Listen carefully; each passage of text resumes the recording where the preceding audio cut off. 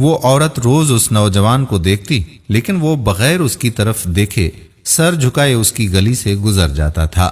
دیکھنے میں وہ کسی مدرسے کا طالب علم لگتا تھا، لیکن اتنا خوبصورت تھا کہ وہ دیکھتے ہی اسے اپنا دل دے بیٹھی، اور اب وہ چاہتی تھی کہ کسی طرح سے اس پر نظر التفات ڈالے، لیکن وہ اپنی مستی میں مگن تھا اور سر جھکائے زیر لب کچھ پڑھتا ہوا روزانہ ایک مخصوص وقت پر وہاں سے گزرتا اور کبھی آنکھ اٹھا کر نہ دیکھتا تھا۔ اس عورت کو اب ضد سی ہو گئی تھی۔ وہ حیران تھی کہ کوئی ایسا نوجوان بھی ہو سکتا ہے جو اس کی طرف نہ دیکھے، اور اسے ایسا سوچنے کا حق بھی تھا۔ وہ اپنے علاقے کی سب سے امیر ترین اور خوبصورت ترین عورت تھی، خوبصورت اتنی کہ جب وہ باہر نکلتی تو لوگ اسے بے اختیار دیکھنے پر مجبور ہو جاتے تھے۔ اسے حیرت تھی کہ جس کی خوبصورتی کو دیکھنے کے لیے لوگ ترس رہے ہیں، وہ خود کسی کو پسند کرے اور وہ مائل نہ ہو، اس کی طرف دیکھنا گوارا نہ کرے۔ اپنی انا کی شکست اور خوبصورتی کی توہین پر وہ پاگل ہونے لگی تھی، اور کوئی ایسا منصوبہ سوچنے لگی جس سے وہ اس نوجوان کو حاصل کر سکے، اس کا غرور توڑ سکے، اپنا غلام بنا سکے۔ آخرکار شیطان نے اسے ایک ایسا طریقہ سمجھا دیا جس میں پھنس کر وہ نوجوان اس کی بات مانے بنا رہ نہیں سکتا۔ اگلے دن جب وہ نوجوان اس گلی سے گزر رہا تھا تو ایک عورت اس کے قریب آئی اور کہنے لگی کہ بیٹا، میری مالکن تمہیں بلا رہی ہے۔ نوجوان نے کہا، اماں جی، آپ کی مالکن کو مجھ سے بھلا کیا کام ہو سکتا ہے؟ اس عورت نے کہا کہ بیٹا، اس نے تم سے کوئی مسئلہ پوچھنا ہے، وہ مجبور ہے، خود باہر آ نہیں سکتی، اس لیے آپ کو بلایا ہے۔ نوجوان اس عورت کے ساتھ چلا گیا۔ اس کے وہم و گمان میں بھی نہیں تھا کہ جو عورت اسے بلا رہی ہے اس کا منصوبہ کیا ہے، وہ کیا چاہتی ہے۔ وہ تو اپنی فطرتی سادہ دلی کی وجہ سے اس کی مدد کرنے کے لیے اس کے گھر میں داخل ہو گیا۔ اس کے ذہن میں تھا کہ شاید کوئی بوڑھی عورت ہے جو اپنی کسی معذوری کی وجہ سے باہر آنے سے قاصر ہے۔ نوکرانی نے اسے ایک کمرے میں بٹھایا اور انتظار کرنے کا کہہ کر وہاں سے چلی گئی۔ تھوڑی سی دیر کے بعد کمرے میں وہی عورت داخل ہوئی۔ نوجوان نے بے اختیار اپنی نظریں نیچے جھکا لیں، کیونکہ اندر آنے والی عورت بہت ہی خوبصورت تھی۔ نوجوان نے پوچھا، جی بی بی، آپ نے کون سا مسئلہ پوچھنا تھا مجھ سے؟ عورت کے چہرے پر ایک شیطانی مسکراہٹ آ گئی۔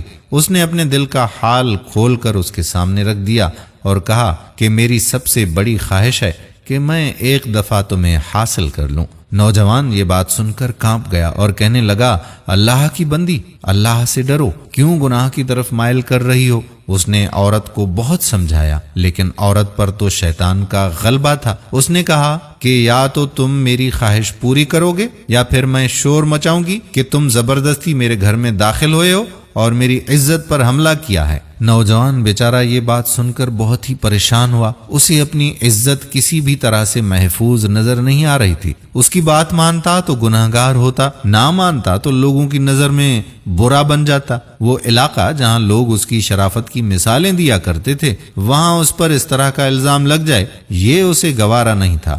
وہ عجیب و غریب مصیبت میں بیچارہ پھنس گیا۔ دل ہی دل میں وہ اپنے اللہ کی طرف متوجہ ہوا اور اللہ سے مدد چاہی تو اس کے ذہن میں ایک ترکیب آ گئی۔ خواتین و حضرات، اس نے عورت سے کہا کہ ٹھیک ہے، میں تمہاری خواہش پوری کرنے کے لیے تیار ہوں، لیکن پہلے مجھے باتھ روم جانے کی حاجت ہے، مجھے جانے دیں۔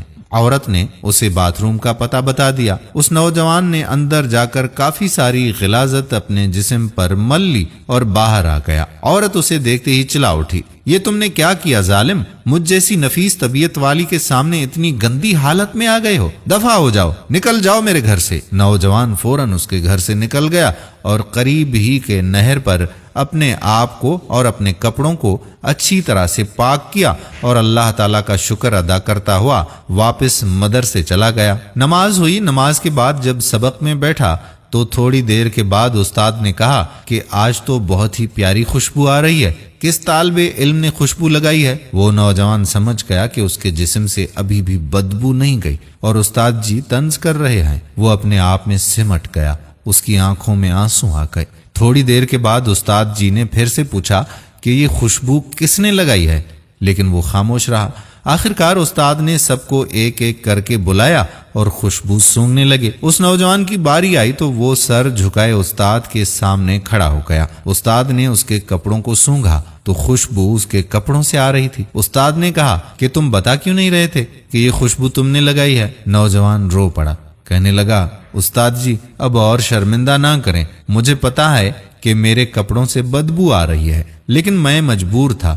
اس نے وہ پورا واقعہ اپنے استاد جی کو سنا دیا۔ استاد نے کہا کہ میں تمہارا مذاق نہیں اڑا رہا بیٹے، اللہ کی قسم کھا کر کہتا ہوں کہ تمہارے کپڑوں سے واقعی ایسی خوشبو آ رہی ہے جو میں نے آج سے پہلے کبھی سونگھی ہی نہیں ہے، اور یقیناً یہ اللہ تعالیٰ کی طرف سے ہے کہ تم نے اپنے آپ کو گناہ سے بچانے کے لیے اپنے آپ کو گندگی لگانا پسند کر لیا، لیکن اللہ تعالیٰ نے اس گندگی کو ایک ایسی خوشبو میں بدل دیا ہے جو کہ اس دنیا کی لگتی ہی نہیں، یہ جنت کی خوشبو لگتی ہے۔ دوستو کہتے ہیں کہ اس نوجوان کے جسم سے وہ خوشبو ہمیشہ آتی رہی۔ دوستو یہ پرہیزگاری ہوتی ہے اور یہ اپنے آپ کو بچانے کا اجر و ثواب ہوتا ہے۔ اللہ تعالیٰ کے ہاں کون سی چیز اور کون سا ہمارا عمل پسند آ جائے اور اس کے صدقے میں اللہ تعالیٰ ہم پر مہربان ہو جائے، اس کا پتہ نہیں۔ تو دوستو تقوی اختیار کریں، پرہیزگاری اختیار کریں۔ دوستو ہم امید کرتے ہیں کہ ہماری آج کی ویڈیو بھی آپ کو پسند ضرور آئی ہوگی، اور صدقہ کی نیت سے اس ویڈیو کو زیادہ سے زیادہ شیئر کریں گے۔